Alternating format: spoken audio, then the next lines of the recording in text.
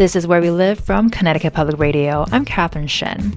One reality competition series is showcasing Connecticut talent in a new way. 4 of the 16 contestants on this season of RuPaul's Drag Race were born or raised in Connecticut. Now we got RuPaul's Drag Race Connecticut, apparently. Oh, is she from Connecticut too? Yes. Shut up! I don't know her. So who's working in Connecticut right now then? No. While contestants with Connecticut ties have competed on Drag Race in the past, this is the first time we've seen representation like this. Today, we're joined by Loosey, LaDuca, and Robin Fierce, who joined Amethyst and Jax as our Connecticut contingent on the show. All 4 queens are still in the competition, ahead of episode 5 airing tonight at 8 on MTV. Ahead, Loosey and Robin will discuss how they discovered drag, developed their artistry, and why they're determined to confront misunderstanding by showcasing drag as a force for good. Joining me first is Ansonia-based drag queen Loosey LaDuca. You can join the conversation by finding us on Facebook or Twitter at Where We Live. Loosey, welcome to the show. Hi, thanks so much for having me. So, just want to jump straight into it. How are you feeling after coming back home from taping? I feel great. It's definitely an adjustment. What is pretty wild is that we filmed the show quite a bit ago. We filmed it over the summer. And so it was a weird time in my life where I knew that we were sitting on all this footage and then I couldn't talk to anybody about it. And so now that the show is finally out and airing, it feels really nice to sort of see the fruits of our labors from so many months ago. I cannot imagine that burden, especially in our no spoilers world, how much pressure you have wanting to talk about something especially so exciting. And I hear that a lot. You know, a lot of people tape stuff that's like so many months ago and you kind of forget moments. But I have a sneaky suspicion that you probably have had a very unforgettable experience being on RuPaul. And I wanted to ask, you know, the show teaches you a lot about yourself. And once again, no spoilers, of course. But can you share any lessons you've learned through the competition? You know, I think that what I learned is that when you're put under immense pressure, because the show is, as much as it's a fun experience, it's also quite a bit of pressure because you're being judged, and that can be really, really difficult. But what you have to do, for me personally, is that I just remembered my mantra of kindness is my armor. So if I remained kind through the entire competition, it helped me to know that no matter what I see on TV, I know that I can stand behind it. And I know that ego didn't get in the way, anger didn't get in the way, frustration didn't get in the way. I made all of my decisions based on that. And I don't know if I'll ever be under as much pressure again, but I know that if I am, I can get through it sort of with that mantra that I hold very close. I love that. I see stickers. And also, it's one of those things where I feel like, well, if you've gone through something like that, chances are probably high that you can do anything you want afterwards. Oh, yeah, absolutely. And so the Connecticut Post had reported you saying that you received calls from all over the world for bookings less than a week after you were announced as a contestant. What about now? And what has the response been since you've been back? Well, so there's sort of 2 different responses.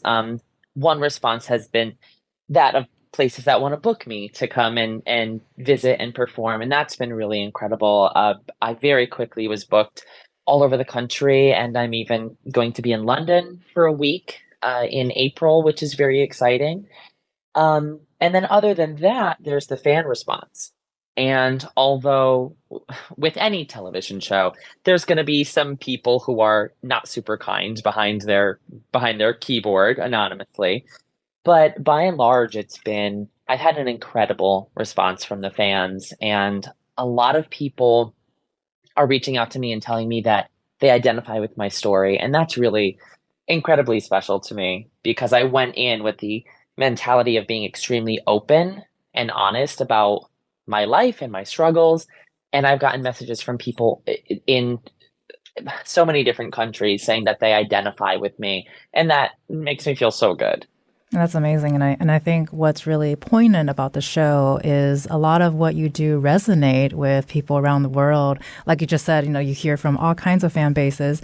Tell our listeners who may not be too familiar with who Loosey LaDuca is. Who is Loosey LaDuca? So Lucy is an array of things. First of all, I grew up in a very small town in Connecticut. I grew up in Ansonia. I still live in Ansonia. I want to say it's the second smallest city in the state. I might be making that up. Don't fact check me on that. But now, and with that, I wasn't really exposed to a lot of the arts here. I have a lot of hometown pride. I still live here for a reason, but it is very, a very sports centric place, like a lot of high schools are. And so that was sort of tough for me growing up, especially as a queer kid. And I felt sort of lost for a long time.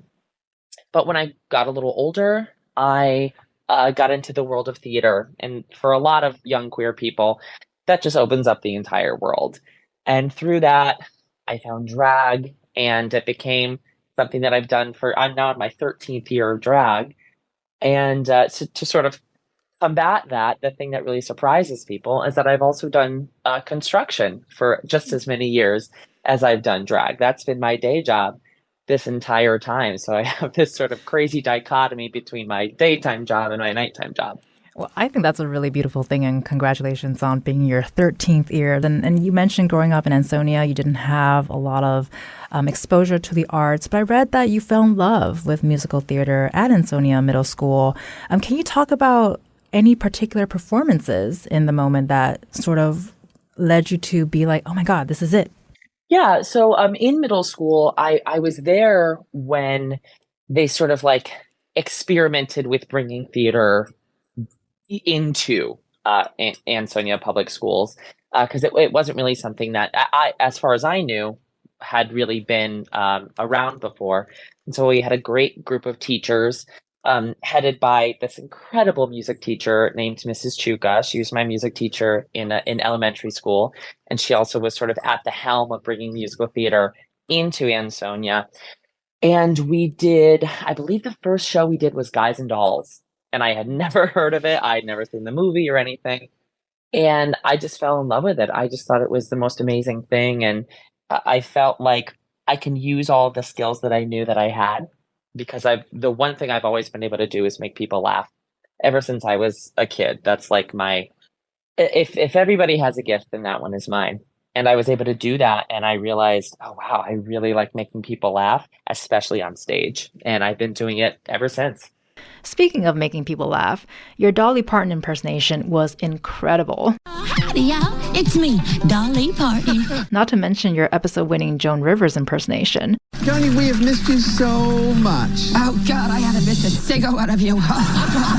These were just some of the characters you have channeled into the brunches you host at Hartford Cabaret Club Shea. Can you tell us more about what you know, and how did you build that talent? Well, I've always, going along with making people laugh, I've always been doing impressions my whole life. I, have done impressions of my parents or my teachers or my friends or my siblings.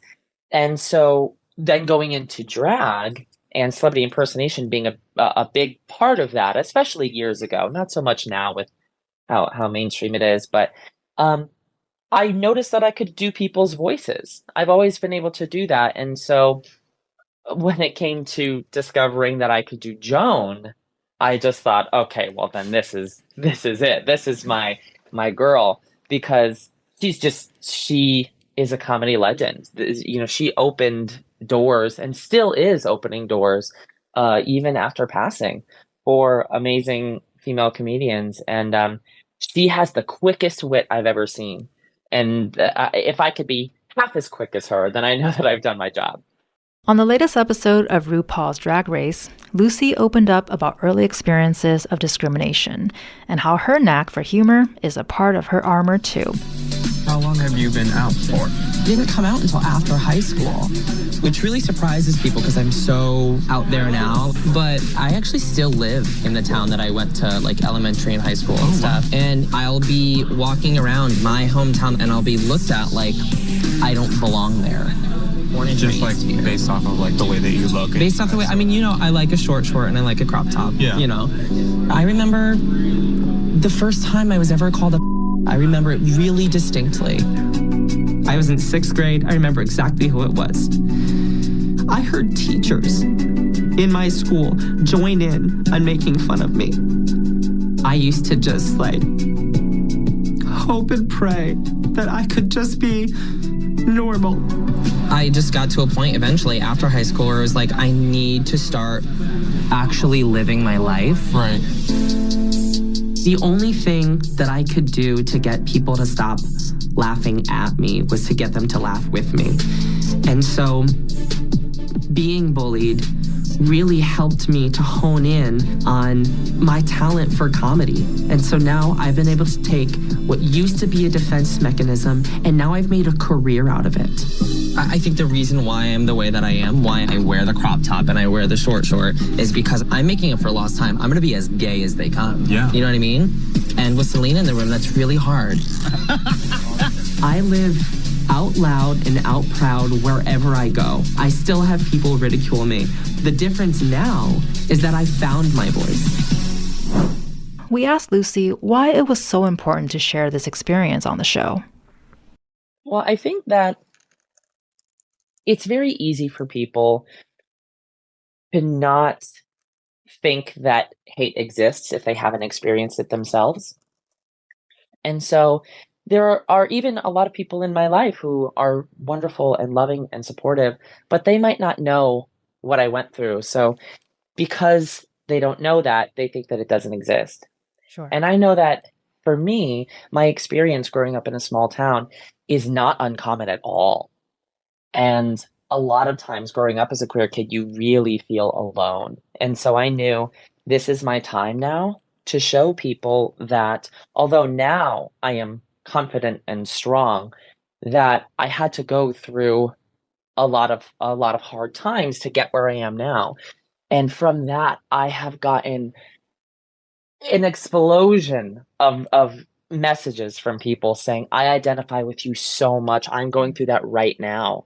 Or I went through that when I was a kid. And seeing you tell your story has given me courage to tell my own. And that is just, that means more to me than having won the challenge. I mean, that makes me feel like I'm actually making a real difference in the world.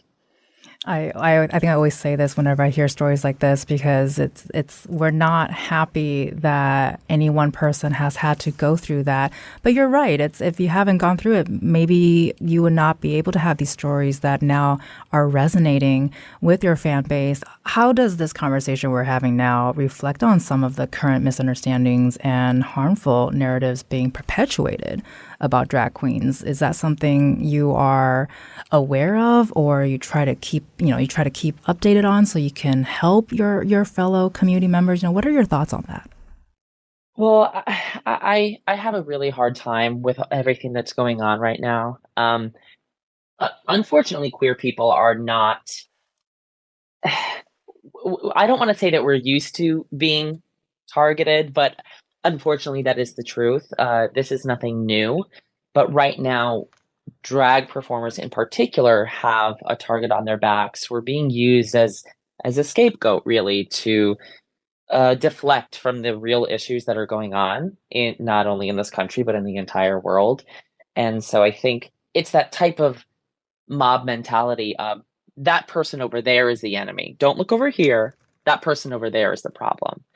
And so what's happening is we are being targeted as a community that wants to harm children, which is so infuriating to me because I know that for me, having told my story, I'm getting messages from young people who are saying, I identify with you so much. And because I see you, I know that my life can get better. So what we're trying to do is actually help people. We're trying to enrich people's lives. And I think that anyone who says that drag shows are harmful, those people have never been to a drag show. And I encourage people to go and experience them for themselves to see what we really have to offer, as opposed to listening to these people who are just spewing hate. Well, and speaking of which, I was going to ask, what would you say about the role of RuPaul's Drag Race that plays in demystifying drag and showcasing this as an art form and perhaps encouraging people who are not familiar with the space to check it out? Well, I think that's exactly what it does. I think that it makes it much more accessible to people. Because years ago, before the show, you had to go to a show. And especially many years ago, shows didn't start until maybe midnight. And so you had to be 21, you had to be able to stay up late. And so now you can turn on MTV, one of the biggest networks in the world, and it can just be on in your living room and you can see the art form. And what's really amazing is people can see how much work goes into it. Because a lot of people only see the finished product. They don't see the hours of makeup and sewing and crafting that goes into the final beautiful product.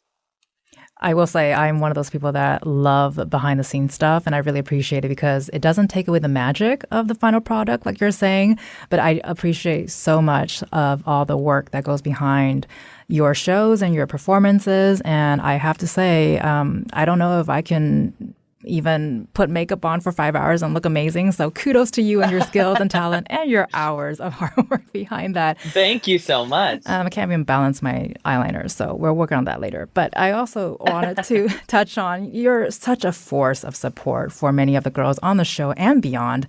For example, you and the esteemed Sasha Colby were both there for Contestants, and the twins Sugar and Spice when they got really emotional about their relationships with their family. Why is it so important to you to give and receive that kind of guidance and love? Well, first of all, a major shout out to my sister, Sasha Colby, because she is just the most amazing, supportive person. And we really looked out for each other during the filming process. So much love to my sister, Sasha. It's really, really important for us as queer people to be supportive to those who are around us. A lot of people don't have the support of their families. Now, I am very, very lucky. I have a very supportive family, but my case is actually very rare. Several of the girls who were filming, their families didn't even know that they were there because their families have chosen not to speak to them. And because of that, what's amazing about the queer community is that we rally around people and we give them a family. So it's our job to do that. It's our job to be there for people who are going through a hard time because they can't rely on their own biological families to do so. And so we have this amazing concept of a chosen family. And that should not be just exclusive to the queer community. Anyone who has issues with their family, I just want to say, you get to choose exactly who your family is. You can choose anyone. Your best friends are your family. And so we take on those responsibilities that maybe were left by the wayside by people's actual families. I know we have a very limited amount of time left. I do want to end by asking, with all these changes and everything that you've been through, how would you describe the Connecticut drag scene today? And what was it like seeing Connecticut put on the map in this way? So it's been really incredible to be able to represent the Connecticut drag scene. It's really been an honor of mine. Something that frustrates me in particular is when people question if there really is a drag scene here. People will ask me, what goes on in Connecticut? Is there any drag? And I'll literally be standing there as a Connecticut resident wearing a wig. And I'm like, yep, there's drag there. I'm literally from there. And what's amazing about the Connecticut drag community is that it's huge and thriving. I mean, there are new drag performers. I'm not even kidding. Every single week, there are new drag performers. And that's supported by open stages like at the Shea in Hartford. And it really, it cultivates new performers. What's amazing about the Connecticut drag scene is that it's very eclectic. There's not one specific style that it sort of holds on to. You could see every type of performer within our tiny little state. And I encourage everyone to do their own research and find shows because there's shows every single weekend that you can go and experience yourself. Loosey LaDuca, thank you so much for being on the show with us. It was our pleasure, and I hope you had a good time. I had a wonderful time. Please have me back. Oh, we will. Thank you so much. Thank you so much for having me. From Connecticut Public Radio, this is Where We Live. I'm Catherine Shen. That was Loosey LaDuca, one of the Connecticut contestants competing on this season of RuPaul's Drag Race, airing Fridays on MTV. Hartford-based Robin Fierce is up next after a quick break. Join the conversation. Find us on Facebook and Twitter at Where We Live.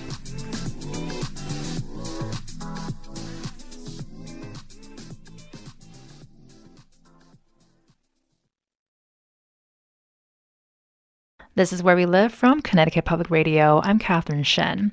Today, we're getting to know two of the Connecticut contestants competing on this season's RuPaul's Drag Race. That airs Fridays at 8 p.m. on MTV if you want to root them on. I had the pleasure of speaking with Hartford-based drag queen Robin Fierce. You can also join the conversation. Find us on Facebook and Twitter at Where We Live. So I just wanted to start off with, Robin, how are you feeling after taping this season? We're recording this Where We Live episode this Monday, January 23rd, right after episode 4 just aired. Obviously, no spoilers, but what kind of takeaways can you share with us now that you're back home? It was definitely a roller coaster ride. And I think many of the girls in the past have described it as a pressure cooker, and that it definitely is. But not to be corny, but like diamonds are made with pressure. And I think that we just come out stronger after going through all of that.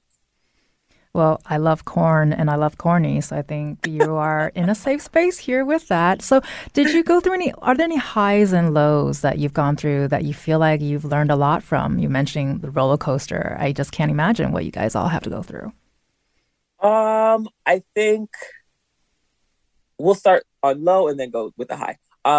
Low is I feel like the show makes you like face trauma that you might not have known that you had, whether that is like talking about it with a bunch of people who, yes, you all are friendly and cool while you're on the show, but basically strangers at the end of the day. And then also just the pressure of just pushing yourself to do things that you might not normally do.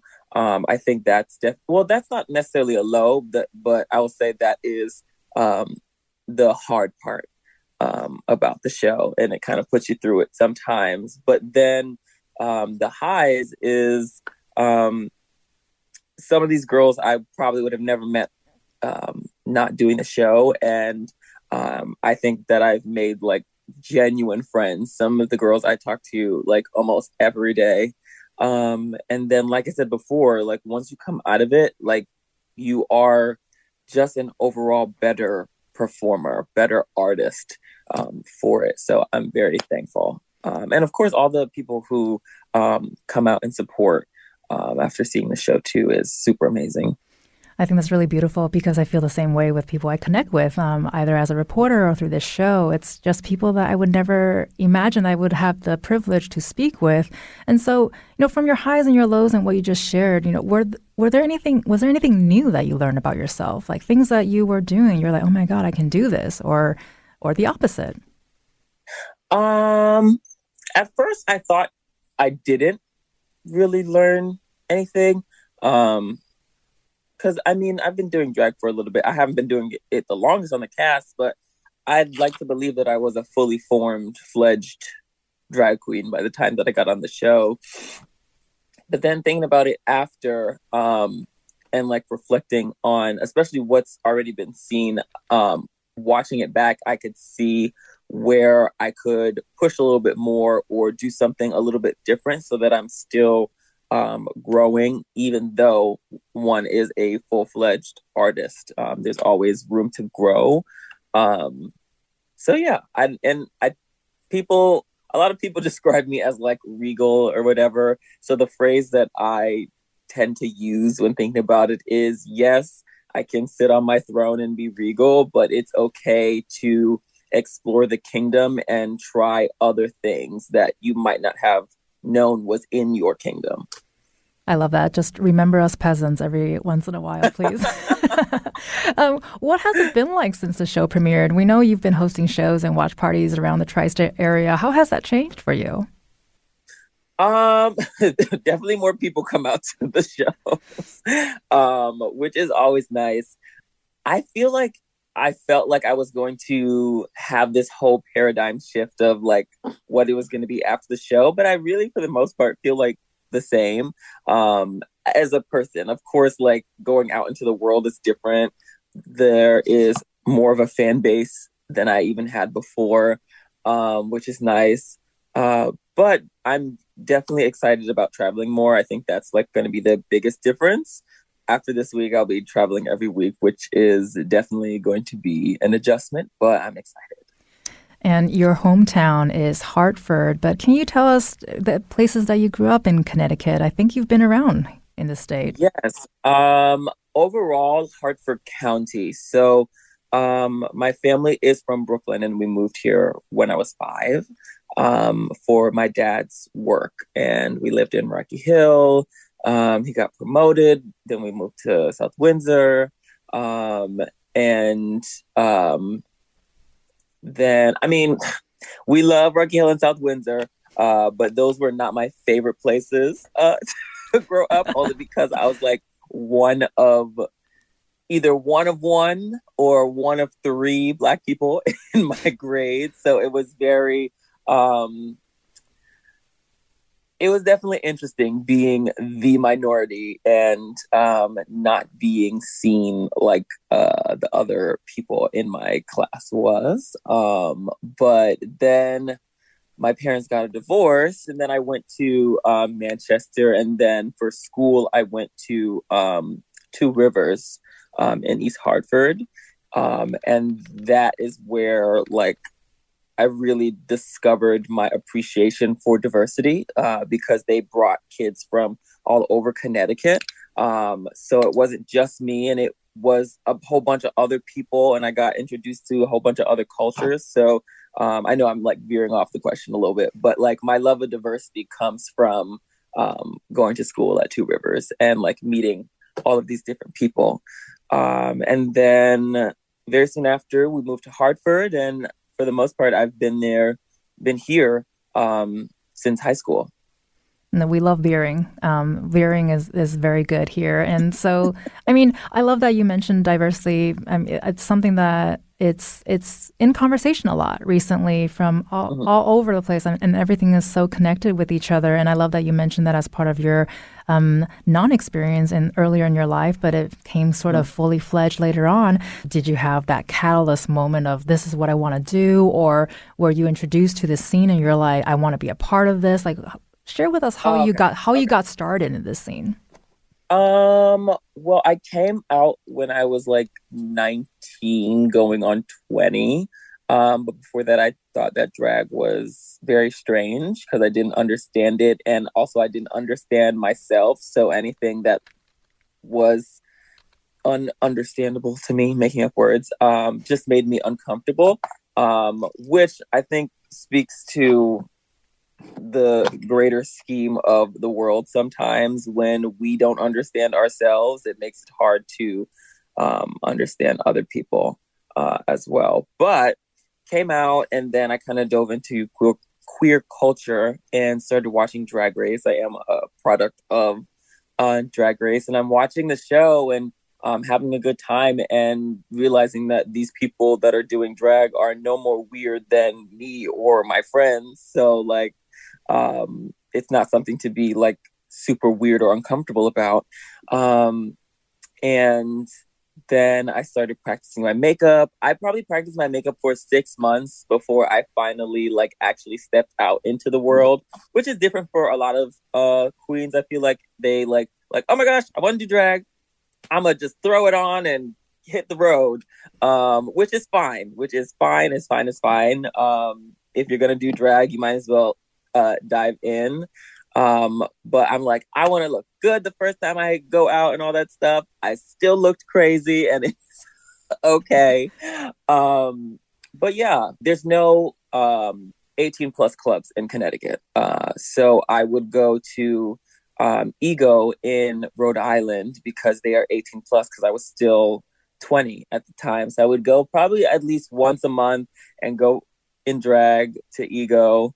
and then see the RuPaul's Drag Race girls because they would go there all the time. And then when I did turn 21, I started doing like little competitions here in Connecticut. I got my first gig in Springfield. And then I started doing more stuff here. And each year I would look at like my calendar. And the first year, no paid gigs scattered throughout the year. The second year, I feel like there was at least one paid gig every month, and then the next it was multiple, and then eventually it was like every weekend. So I think it just turned into me doing something that I love, and then also slowly making it into a source of income. Granted, when I first started, not a lot of income to be had, so I still had like my full-time jobs or part-time jobs and stuff like that to like sustain. But yeah, it's kind of, I guess I kind of fell into it and then fell in love with it. From Connecticut Public Radio, this is Where We Live. I'm Catherine Shen. That was Robin Fierce, who's competing on this season of RuPaul's Drag Race. We'll continue the conversation after a quick break. You can join us. Find us on Facebook and Twitter at Where We Live.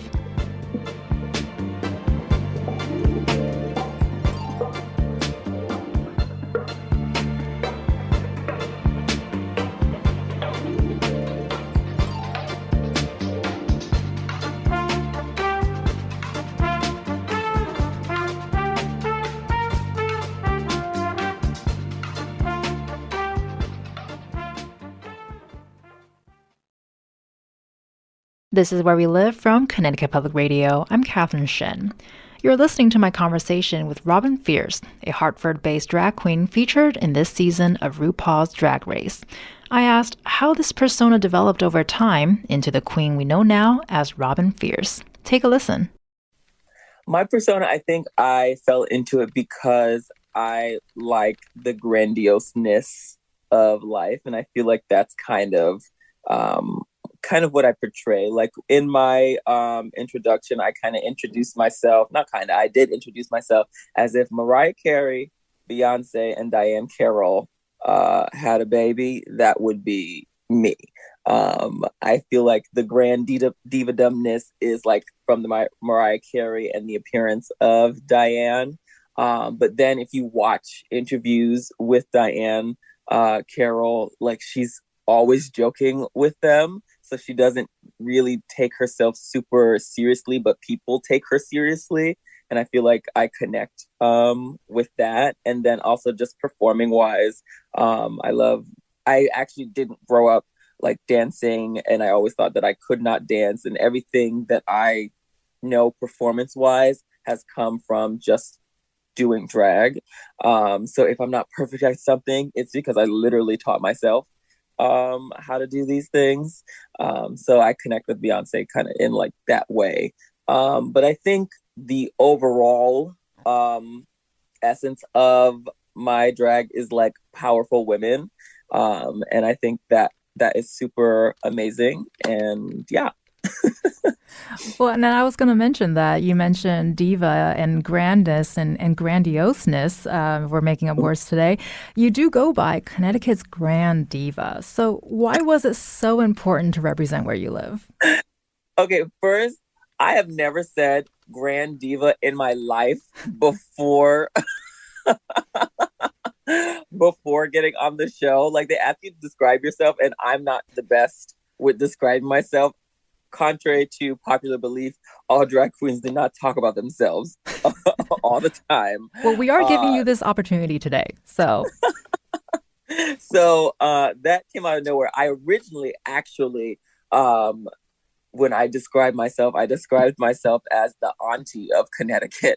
I am like that rich auntie that like pops in and all the kids love, but they only really see during the holidays because at least here, I would travel a lot. So I would do a bunch of shows here in Connecticut, but I would also do like New York, New Hampshire, like tri-state area moment. So that's why I always describe myself as that. But back to the main question. I think it's important. it is more important than I even realized it was. And I didn't realize how important it was until after I did the show. Of course, I thought it was amazing that Connecticut finally got representation, because there aren't many things that we even get representation. And I think right now, all we have, or before this, all we really had was the fact that WWE was in Stanford. And I think Jerry Springer was filmed in Connecticut. And then maybe a mention on Gossip Girl or something like that. But it's always important to have representation. And it's nice that the world gets to see that Connecticut, just like anywhere else, has talented people. And at least for me, my specific representation is a queer Black person in Connecticut, which I think is also amazing as well, to be able to represent that and be one of the first people from Connecticut on the show. But yeah, seeing everybody's reactions and how it's made the drag community as a whole in Connecticut step it up even more. Like, we were already doing drag. There was drag all over Connecticut, especially in Hartford County and Fairfield County. But now, for them seeing that it's possible, we all have wanted it, but to actually see that it's possible to be on this huge platform, it pushes people in a way that they might not have even known that they needed, which I appreciate getting to be a part of that. Well, I love that you share that too, because so I'm pretty new to Connecticut. I'm originally from California. I moved to Connecticut about 3 years ago. And so you're right. It's really important to put sort of a location pin on the state that you're from or your hometown, because I have to be honest, you mentioning Gossip Girl and all of the other references, the only reference I had as a Californian for Connecticut is honestly Gilmore Girls. So, or maybe it was Gilmore Girls. I forget. Yeah. References, but yeah. No, and I love this conversation because it's so wonderful learning about Connecticut and Hartford County through your experience, because everyone's experience is so unique and different. And, while we're on that, you're traveling all over the place now. You've done this amazing show and had these ridiculous experiences. What has it been like going back to your hometown club, Shea, in Hartford? It's always so welcoming. And it always has been, but to see the outpour of like all the extra love and all that stuff, Connecticut as a whole is super excited for all three of us to be on the show right now. Like, they are the literal definitions of ride or die. If people come for us on the internet, they are up in arms. So being able to go back to bars that I have worked at pretty much my whole drag career, and seeing the continuation of support, seeing people who have been there from the beginning, seeing people that just got there all come together and really cheer on Connecticut drag is amazing. Even if we do terrible on the show, I know for a fact that Connecticut will still cheer for us and still say, if we are eliminated, that we were robbed. And if we win, we knew it from the beginning they deserved. So it's nice to have that extra support. That's the attitude to have. And I will say, when I heard the word Connecticut, it did something to me. I don't know what it was, but I was like, oh my God, Connecticut, that's where I live now. So I guess from your experience, has the Connecticut scene responded to the show? Yeah, for sure. I'm hoping that the thing with Connecticut, which I think one thing that me, Loosey, and Amethyst have gotten were, oh my gosh, I didn't even know there was drag in Connecticut. Which the thing is, like, drag has always been in Connecticut, in maybe smaller sections of Connecticut, have always had drag. Now I think we definitely have a lot more drag queens, even from when I started. I feel like there's a new drag queen every other weekend, which is amazing. But I think, and what I hope will change is us having more venues. So there are only so many places in Connecticut. There's the Shea in Hartford, there's Partners, York Street, and Gotham in New Haven. I think that's all of them. There might be one more. And then in Fairfield, there's Trevi and Troop, which I also worked at Troop for a long time. But with as many drag queens that we have, there aren't always spaces for them to perform consistently and perform with pay consistently. So I'm hoping that with this new eye on Connecticut, that would encourage more venues as a whole to be like, oh, we should do a drag show for a brunch or a dinner show, whether it's at a restaurant or a corporate thing, like, oh, let's have drag queen bingo for our little corporate event moment. I hope that comes a little bit more, because there's college shows, there's brunch shows, there's club shows, there's so many different things that drag queens can do. Even if we're not performing, we can host, we can sing, we can dance. Drag is probably one of the most universal, eclectic, and diverse talent scope in the entertainment industry, to me. I might be biased, but to me.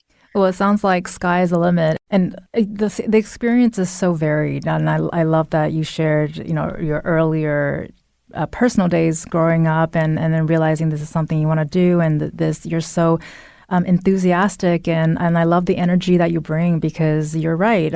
By being sort of on camera, literally, you're also welcoming and embracing people who want to be a part of this or want to learn about this. But unfortunately, there's also the flip side too, right? We know that drag queens have recently become the target of really harmful anti-LGBTQ narratives, and it's a part of a wider wave of protest and legislation and violent cases, unfortunately. So I want to ask, what would you say about the role of RuPaul's Drag Race that plays in sort of demystifying drag and showcasing this as an art form, as you had mentioned earlier? I think with Drag Race specifically, it shows the fun of drag, and also what is possible with drag. Because on Drag Race, like, you're not always doing the things that drag queens do normally in the world. You're doing sketch comedy shows. You might see like a random campy group number, which also does happen, but not every drag queen does that all the time. So you're seeing a bunch of different facets of what drag can be, what drag can do. But at the end of the day, it is really just fun. And it is work for us, but it's also fun. And we're not trying to be nefarious. We're not trying to do all of these malicious things that people are making it out that we are doing, especially with like the drag queen story hours and stuff. I've done many a drag queen story hours, and it's literally me reading a book and these children thinking that I'm a princess. Like, that is literally all it is. And most of the books we are reading are either just these random fun kids books or kids books about like love and acceptance of all people, which is always going to be an amazing thing to have, and to accept yourself. And that goes back to what I was saying earlier. And it's kind of like what RuPaul says: if you can't love yourself, how the hell are you going to love somebody else? And really, even before RuPaul, I knew RuPaul saying that. I came to the realization, like I was saying earlier, when I accepted myself, I can accept other people. So, yeah, drag for anybody out there is for fun. It is love. It is light. And RuPaul's Drag Race shows the people behind the drag, and it makes it less scary. So watch RuPaul's Drag Race on MTV every Friday at 8 p.m. That was a beautiful plug. And I was going to say, did you correct princess? It's queen, not princess. So I just wanted to ask, fellow drag queen Loosey LaDuca recently shared her experience being bullied growing up in Ansonia, Connecticut while on the show. What would you share with us about your own experience growing up in Connecticut? My experience is kind of boring in comparison. I mean, I think that there was definitely bullying that happened, but I'm a person that is so in my own world sometimes that, I would hear things here and there. And I wasn't out, but people would assume I was gay anyway. And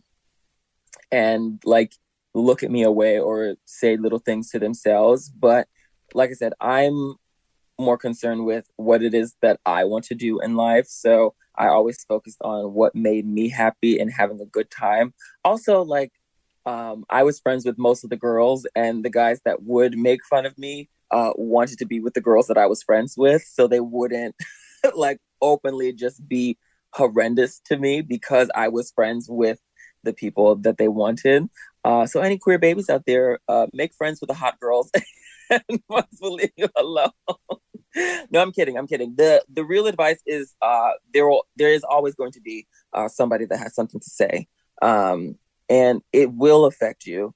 But at the end of the day, you have to still do what makes you happy, because you letting their voices, and this is even something that I have to remember now, being more in the public eye and everybody having opinions, you have to do what you do for you and don't be afraid to do that. And if for whatever reason you are changing minds, it's going to be because you are living your life authentically. My family, I'm the first out queer person in my family, so they wouldn't accept any of that before me, and they're still learning. But just be yourself no matter what, because like I said, somebody's always going to have something to say, so don't let them get in your way, and they need to accept themselves, and maybe that's why they're bullying you too. So yeah.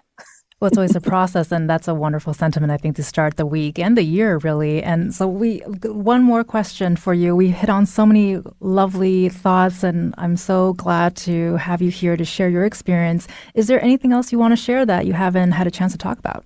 I will say support your local artists, your local drag queens, for any queer people or even allies or whatever. Go out to your local queer bars, because we all love to have fun and see the drag queens and all the shows and stuff. But if you're not supporting the venues that support us, then you're going to be very upset and sad when you cannot see the people that you want to see because things shut down when they are not making money. So support. There are so many drag queens in Connecticut, more than even just the 3 that y'all see on TV. We have all worked together and we are all amazing in our own ways. So you never know who's going to be your next favorite drag queen. And that next favorite drag queen doesn't necessarily have to be a televised drag queen. So yeah. Well, Robin Fierce, thank you so much for spending time with us today. I know you're very busy, so it's my privilege to be able to make this happen, and good luck to you. Of course. I could talk to y'all all day. I love it. Well, thank you guys for having me. I'm Catherine Shen. Today's show is produced by Katie Pellico. Our technical producer is Kat Pastor. Download Where We Live anytime on your favorite podcast app. And thank you so much for listening.